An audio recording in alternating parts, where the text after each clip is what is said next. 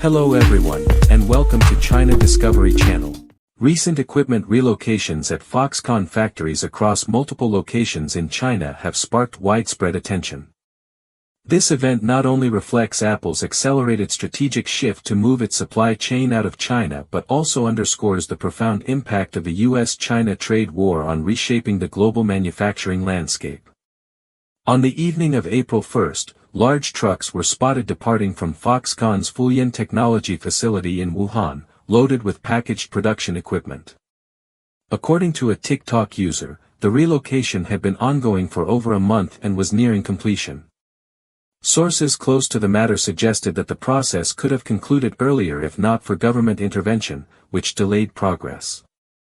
Some commentators speculated that the nighttime operations might have been intended to reduce public scrutiny, with the equipment possibly being transported to Vietnam or other destinations. There were also suggestions that Foxconn's failure to secure iPhone 17 orders could be a potential reason behind the move. On April 3rd, a TikTok video further corroborated this trend. A Foxconn employee in Wuhan filmed neatly packed equipment ready for shipment, commenting, "The CNC machines that have accompanied us through countless days and nights are now packed up. The trucks are here, and they're quietly leaving. Will we miss them?" When asked if the Wuhan factory was closing, the employee confirmed it. Reactions in the comments varied. Some criticized Foxconn for low wages, while others noted it provided valuable job opportunities for workers without formal education. Meanwhile, equipment relocation at Foxconn's Shenzhen facilities also drew attention. On April 16, a Shenzhen-based TikTok user posted a video showing trucks transporting equipment from the Foxconn electronics plant daily, with workers' overtime hours being consumed by the frequent moves. As early as March 24, another video captured large trucks leaving the Longhua factory in Shenzhen with equipment. When a user asked if the relocation was due to renovations, the uploader replied that the equipment was more likely being shipped overseas and expressed concerns about the Longhua factory's future. As Apple's largest contract manufacturer, Foxconn's actions often serve as an indicator of Apple's strategic direction. The equipment relocations from Wuhan and Shenzhen confirm Apple's plan to shift production capacity to countries like India and Vietnam. Since the US-China trade war began in 2018, Apple has gradually adjusted its supply chain, a trend that has significantly accelerated following Trump's return to power and the resumption of tariff disputes with China. According to an April 14 report by Nikkei Asia, Apple is capitalizing on a 90-day tariff waiver from the US to rapidly expand its core supply chain in India and Vietnam, enhancing production capacity at overseas factories. Apple aims to produce at least 50 million iPhones in India by 2025, positioning the country as the primary production hub for iPhones destined for the US market. Additionally, Apple has directed suppliers to relocate production of MacBooks and iPads for the US market to Vietnam and is supporting suppliers in Thailand and other regions to acquire equipment for diversified component production.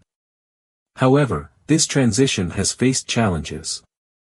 The Chinese government has imposed stricter customs inspections on equipment exports, causing significant delays. An executive from an Apple assembly plant remarked, "Exporting equipment from China has always been a challenge. To address these delays, Apple has had to incur additional air freight costs." Despite these obstacles, China's cost advantages in manufacturing make it difficult to relocate key components like conductors and mechanical parts to other countries on a large scale. Chinese authorities have exercised extreme caution in reporting on Apple's supply chain shift, with mainstream media rarely covering the topic. Most information has emerged via social media platforms like TikTok. In a recent report, Hong Kong-based TF International Securities analyst Ming-Chi Kuo stated that iPhone assembly lines for the US market in China were idle, with India set to fully assume production and export duties. However, mainland Chinese media misinterpreted this as, Apple's iPhone production lines in China have completely shut down, and brought in experts to refute the claim on April 9. On April 14, Kuo clarified that his remarks applied only to the US market and did not pertain to production for non-US markets, expressing puzzlement over the media's distortion. Foxconn's recruitment activities in China also reflect production adjustments. The Zhengzhou plant halted hiring just 2 days after opening recruitment, with smaller-scale hiring and lower wages compared to previous years. Similarly, the Taiyuan plant began hiring on April 7 but stopped on April 9, suggesting an abrupt pause. In stark contrast, iPhone assembly in India surged by nearly 60% over the past year, highlighting Apple's accelerated push to diversify its supply chain. To mitigate tariff pressures, Apple has significantly expanded production and exports from India. According to Reuters, in March 2025, Apple's Indian suppliers Foxconn and Tata Electronics airlifted nearly $2 billion worth of iPhones to the US, setting a monthly export record. Foxconn's March exports totaled $1.3 billion, covering models like the iPhone 13, 14, 16, and 16e, while Tata Electronics exported $612 million, up 63% from the previous month, including the iPhone 15 and 16. To boost efficiency, Apple successfully lobbied Indian authorities to reduce customs clearance time at Chennai Airport from 30 hours to just 6 hours, with the Indian government actively facilitating smoother logistics. Foxconn's Chennai factory even operated overtime on Sundays, producing approximately 20 million iPhones last year, including the latest iPhone 15 and 16 models. Currently, Foxconn and Tata operate 3 factories in India, with 2 more under construction, cementing India's role as a critical hub in Apple's supply chain. Changes in U.S. tariff policies have deeply influenced Apple's strategy. In April 2025, the U.S. imposed a 26% tariff on goods imported from India, far lower than the 145% levied on Chinese imports. Trump announced that tariffs for all countries except China would be reduced to 10%, with a 90-day buffer period exempting smartphones, laptops, and similar products. However, on April 13, U.S. Commerce Secretary Howard Lutnick warned that additional tariffs could be imposed on Chinese-made electronics and chips within a month. Rosenblatt Securities estimated that a 125% tariff on the China-made iPhone 16 Pro Max would raise its price from $1,599 to $2,300, excluding an additional 20% tariff linked to the fentanyl issue. CFRA analyst Angelo Zeno suggested that Apple would struggle to pass on more than 5 to 10% of the cost to consumers and might delay significant price hikes until the iPhone 17 launch. Morgan Stanley analyst Eric Woodring predicted that Apple might need to raise U.S. product prices by 17 to 18% to offset the impact. The Trump administration emphasized that tariffs aim to bring manufacturing back to the U.S. White House spokesperson Caroline Leavitt stated that Trump believes iPhones can be made in the U.S., citing Apple's plan to invest $500 billion in expanding U.S. factories. However, analysts remain skeptical. Needham's Laura Martin argued that producing iPhones in the U.S. would drastically increase costs, with Wedbush's Dan Ives estimating prices could reach $3,500. The relocation of Foxconn's equipment and Apple's supply chain shift signal a profound transformation in global manufacturing. The rise of emerging markets like India and Vietnam is eroding China's position as the world's factory. Despite China's efforts to slow this trend through customs restrictions and media control, the momentum toward supply chain diversification appears unstoppable. As the U.S.-China trade war escalates to unprecedented levels, the global economy faces unparalleled challenges. Recent reports from Bloomberg and Reuters indicate that China's leadership convened an emergency meeting on April 10 to discuss implementing additional economic stimulus policies in response to intensifying tariff pressures from the Trump administration. The impromptu nature of this meeting underscores the severe situation confronting China's economy, particularly the immense disruptions in its export sector. Meanwhile, international discourse has erupted into heated debates over the consequences of the U.S.-China standoff, signaling an inevitable reshaping of the global economic landscape. According to Reuters, officials from China's State Council, the People's Bank of China, PBOC, the Ministry of Finance, the National Development and Reform Commission, NDRC, the Ministry of Commerce, and the Financial Regulatory Administration attended the meeting. The discussions focused on critical sectors such as real estate, consumption, and technological innovation, with the aim of researching and introducing new supportive policies. Sources reveal that the PBOC, the Financial Regulatory Administration, and the China Securities Regulatory Commission have been holding frequent meetings to deliberate on various stimulus measures, reflecting the Chinese government's acute awareness of the current economic challenges. China's export-driven economy is under unprecedented strain. The World Trade Organization's Secretary-General has projected that bilateral trade between the U.S. and China could plummet by 80% due to the trade war, translating to a reduction of approximately $420 billion in China's exports to the U.S., equivalent to 3 trillion renminbi in trade volume. Such a staggering loss could devastate China's economy, potentially leading to the closure of hundreds of thousands of factories. Assuming each factory employs 100 workers, millions could face unemployment. Radio France Internationale, RFI, highlighted that the Trump administration has temporarily suspended reciprocal tariffs on other countries for 3 months while raising tariffs on China to 125%, signaling a targeted assault on China's economy. In response to the U.S. tariff onslaught, China has adopted a resolute posture. During a regular press briefing, Foreign Ministry spokesperson Lin Jian condemned the U.S. for wielding tariffs as a tool of extreme pressure, infringing on the legitimate rights of other nations and antagonizing the global community.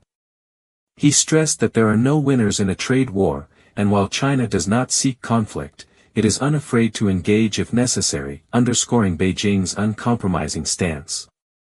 Another spokesperson, Mao Ning, took to the social media platform X to share a video of Mao Zedong's 1953 speech at the Chinese People's Political Consultative Conference.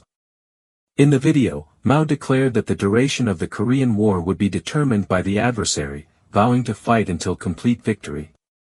Mao Ning's post echoed this sentiment: "We are Chinese, we do not fear provocation, nor will we retreat."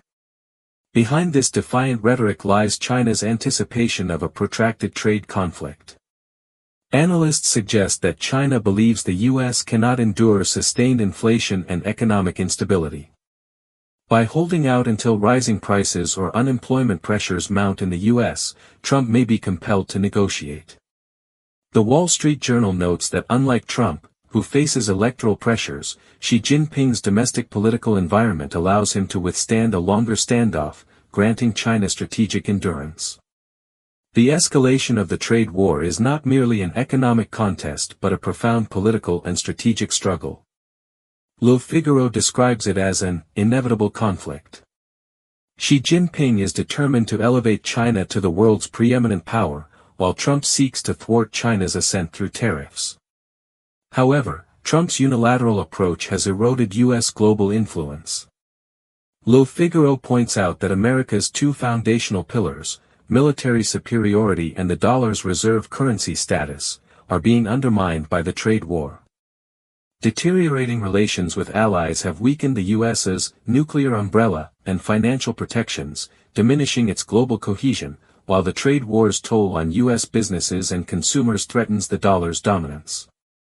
Goldman Sachs analysts argue that Trump faces two paths: either strengthen Western alliances to collectively contain China, as the Biden administration has pursued, or confront China alone. Trump has opted for the latter, but this strategy risks isolating the U.S. and alienating allies. The New York Times further observes that Xi Jinping has cast himself as a national savior, tasked with achieving the great rejuvenation of the Chinese nation, leaving him little room to concede in negotiations with the U.S. Any compromise could undermine his domestic political legitimacy. He Ruyan, director of the Brookings Institution's China Center, asserts that China sees no benefit in yielding to Trump and thus opts for defiance. Another expert, Haas, notes that while China's leadership recognizes its asymmetric vulnerability, the perception of having no retreat makes capitulation unacceptable. This impasse dims prospects for resolving the trade war. On April 10, the New York Times published a feature titled, "U.S. and China Head Toward a Century of Decoupling, Jeopardizing the Global Economy," warning that decades of U.S.-China trade relations are unraveling rapidly due to the trade war, casting the fates of both superpowers into uncertainty. The article argues that this confrontation far surpasses Trump's first-term trade war, with broader and more severe tariff impacts.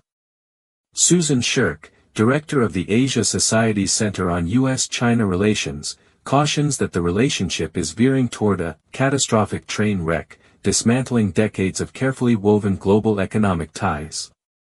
Historically, the U.S. and China forged a mutually beneficial economic model. American companies leveraged Chinese manufacturing to cut costs, while China created millions of jobs through U.S. orders, lifting tens of millions out of poverty.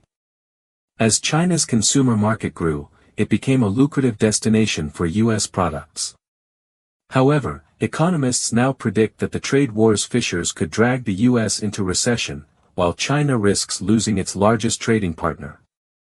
As the twin pillars of the global economy, the U.S.-China confrontation will reverberate worldwide. Just 3 months ago, the International Monetary Fund, IMF, had forecasted the U.S. as the strongest performer among major economies. Today, analysts widely believe the U.S. may be sliding into recession.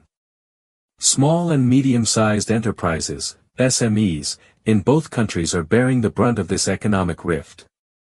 To weather the economic storm, China's government may pursue 4 critical policies. 1. Tighten social control. Historical precedent shows that during economic crises, the Chinese Communist Party, CCP, often intensifies social surveillance and fosters a climate of tension to maintain stability. 2. Streamline bureaucracy and cut fiscal spending. Large-scale reductions in government personnel and tighter control over expenditures are essential to avert fiscal collapse. 3. Halt state advances, private sector retreats. Expanding the operational scope for private enterprises is crucial to revitalizing economic dynamism. 4. Curtail external expansion. A comprehensive recalibration of foreign policy to focus on domestic stability. However, the execution of these policies hinges on leadership dynamics. Analysts suggest that if Xi Jinping remains at the helm, comprehensive reforms may falter.